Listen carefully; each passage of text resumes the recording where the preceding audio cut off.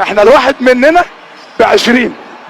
هرب من الزمالك بيته بعد تصعيده بسنة واحدة ومضى للأهلي واتمرن مع جوزيه عشان يضغط على الأبيض في قيمة عقد مضاعف. طلب نصيحة من كريستيانو رونالدو وقال له بطل كورة، وسرق احتفاله الشهير من ميسي. انضم لبعثة كأس العالم روسيا وما شاركش ولا ثانية، والاسم مونديالي، مع رصيد بطولات بعدد شعر راسه. وأهم بطولة في حياته لما كشف مقلب رامز جلال، وأهم تاني بطولة ترقيصة طلائع الجيش على الواقف. هعمل لك ايه يا هنداوي؟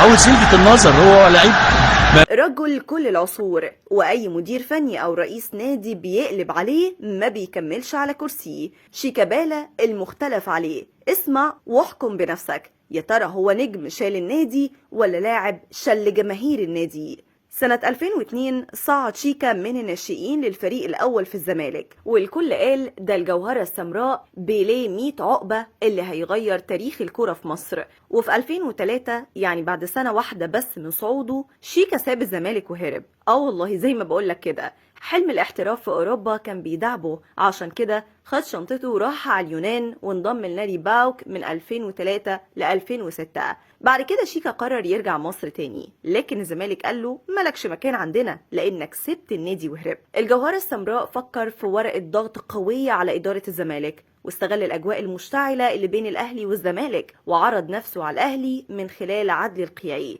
وطبعا القيعي ما كدبش خبر ومضى للأهلي، وكان خبر التعاقد زي الزلزال. لكن الانتقال ما تمش بشكل كامل، وإدارة الزمالك تواصلت مع شيكا وقالوا له عايزينك معانا بشيك على بياض تحط فيه اللي تشوفه. وفعلا انتقاله للزمالك تم وبقى لاعب في صفوف الأبيض.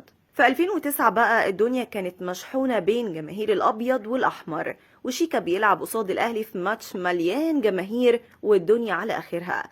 شيكا لأول مرة بيستفز جمهور الأهلي وبيشتمهم وبيعمل قلق كالعادة، بس قلق بعد الماتش. لكن الشهادة لله، هو في الماتشات بيكون أليف جدا.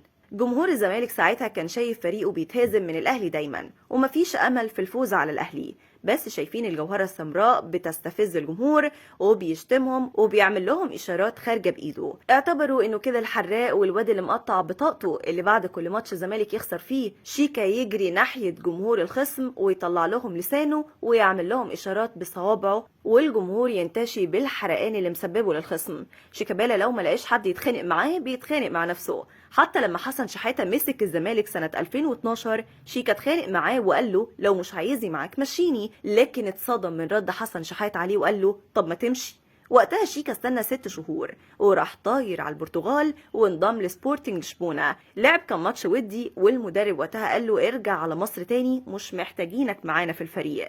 ولما رجع على مصر تاني راح الإسماعيلي وعمل ماتشات حلوة وكان ملتزم، لكن الزمالك طلبه تاني وبالفعل رجع عشان يمارس هوايته المفضلة، مش لعب الكورة طبعا، شتيمة جمهور الأهلي. خرج تاني وراح اليونان وبعد كده السعودية، وبلاد تشيله وبلاد تحطه، والنتيجة في الآخر 0 على الشمال. شيكابالا رغم انه داخل على سن ال40 وموجود في الملاعب من سنة 2002، لكنه ما حققش اي حاجة توحي انه اسطورة.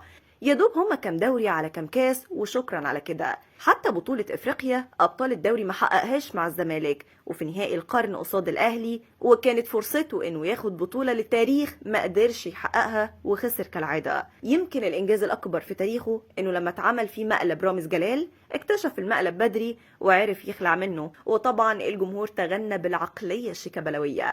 وفي ماتش نهائي الكاس بين الاهلي والزمالك اللي اتلعب في الرياض، شيكا كالعادة بيعاني من نفس العقدة وبيخسر الكاس، والمرة دي جمهور الأهلي كان ملتزم ومفيش أي حد اتعرض له. لكن عشان ما يتقالش إن شيكا ما كانش زي الأسد بعد الماتش، راح جاري على جمهور الأهلي وشاور لهم على إيده وقال لهم ارجعوا الساعات. وطبعا الجمهور دعم الفتى الأسمر اللي بيحارب لوحده فساد دولة الأهلي ورئيسها الخطيب وتركي آل شيخ منظم البطولة وصاحب الساعات.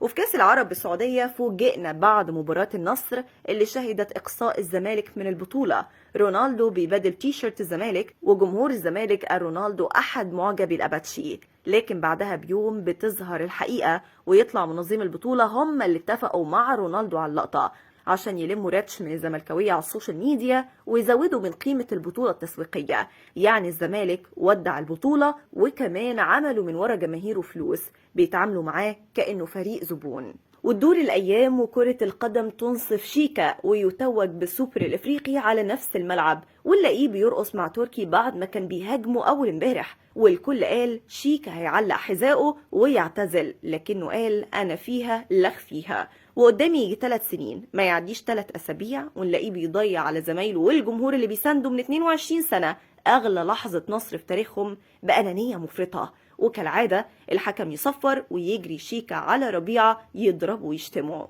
لكن للمرة الأولى في تاريخ علاقتهم جمهور الزمالك يغلط شيكا وينتقد تصرفاته اللي بتضر الفريق أكتر من ما بتخدمه، والأول مرة جماهير الأبيض تفوق وتعرف إن شيكا عبء على النادي وآخرة الحركات اللي بيعملها. لكن لما تجيله أسهل فرصة للرد في الملعب يقلب بطة بلدي، ولو كان وفر المجهود اللي بيعمله بعد كل ماتش يخسر فيه ويروح لجماهير الأهلي يشتمهم كان الزمالك كسب بطولات بعدد شعر راس شيكابالا. شيكا قال انا هعتزل بعد ميسي ورونالدو، رغم ان كل علاقته بيهم انه سرق احتفال ميسي وانه طلب نصيحة من رونالدو وهم بيبدلوا القمصان في البطولة العربية عشان يكمل في الملاعب. ام رونالدو صدمه وقال له اعتزل. المفروض في سن 40 انت اللي تقدم نصايح مش تطلبها. يا ريته كان سمع كلامك يا دون. ده لسان حال الزملكاوية، ربنا يصبرهم على ما بلاهم.